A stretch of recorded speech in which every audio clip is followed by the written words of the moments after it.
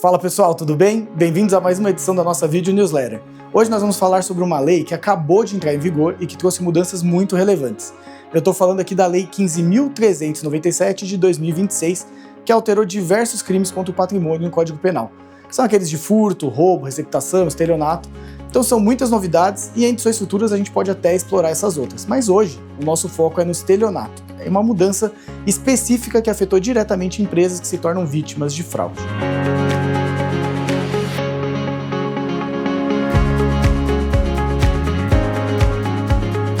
O que é o estelionato e por que ele importa para o mundo empresarial?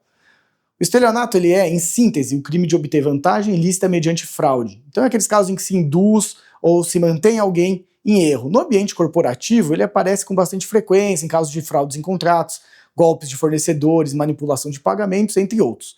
E uma questão mais técnica que muitas vezes passa despercebida é que quem decide se o autor do estelionato vai ser investigado e processado criminalmente. O histórico da representação no crime de estelionato. Até 2019, a decisão sobre processar ou não alguém pelo crime de estelionato era do Estado. Então o estelionato era um crime que a gente chama de ação penal pública incondicionada, que significa que tanto a polícia quanto o Ministério Público eles podiam agir independentemente da vontade da vítima. E em 2019 vem a lei anticrime e ela muda esse cenário. Então ela passa a exigir que a vítima faça uma representação, que é uma manifestação formal de que queria ver o autor investigado e processado criminalmente. E essa representação ela tinha um prazo de 6 meses a partir do momento em que a vítima soubesse quem era o autor daquela conduta.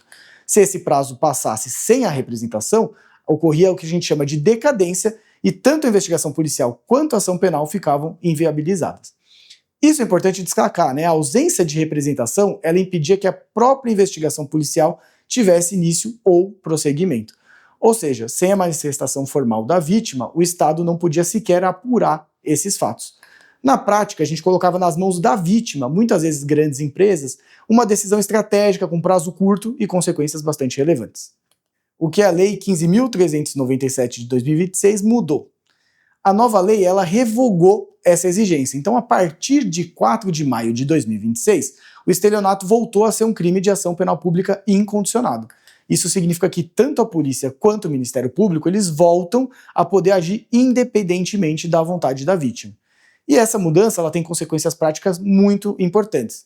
Então, primeiro, se a sua empresa for vítima de um estelionato, a investigação criminal pode avançar mesmo sem que ninguém internamente tome nenhuma providência formal. Isso pode ser, por um lado, positivo, mas também pode gerar situações para as quais a empresa precisa estar preparada. Então, funcionários, por exemplo, eles podem ser convocados como testemunha, documentos internos podem ser requisitados pela autoridade policial e o caso pode ganhar uma visibilidade que a empresa não tinha planejado. Segundo, isso reforça a importância de ter um protocolo interno, claro, para quando a empresa identificar que foi vítima de fraude, ela comunique imediatamente o jurídico, preserve evidências digitais, documentais, registre o boletim de ocorrência, enfim, essas medidas elas continuam sendo muito importantes e fundamentais. E por terceiro, para fatos que ocorreram antes de 4 de maio de 2026, o regime anterior ainda se aplica. Então, por se tratar do que a gente chama de uma norma mais gravosa ao investigado, a lei não retroage.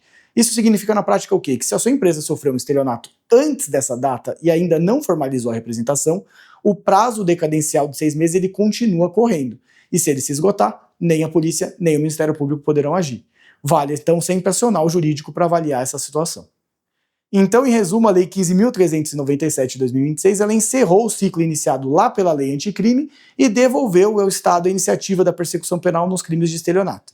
Isso significa que não temos mais aquele prazo de 6 meses para a representação, mas também temos menos controle sobre o andamento do caso. Mas vale lembrar, para fatos anteriores a maio de 2026, o regime antigo ainda se aplica, então vale checar cada situação com cuidado. Se você gostou desse conteúdo, deixa uma mensagem pra gente, se inscreve no canal do YouTube, segue a nossa página no LinkedIn e no Instagram e manda sugestões de tema que a gente está sempre aqui para ajudar. Um grande abraço e até a próxima.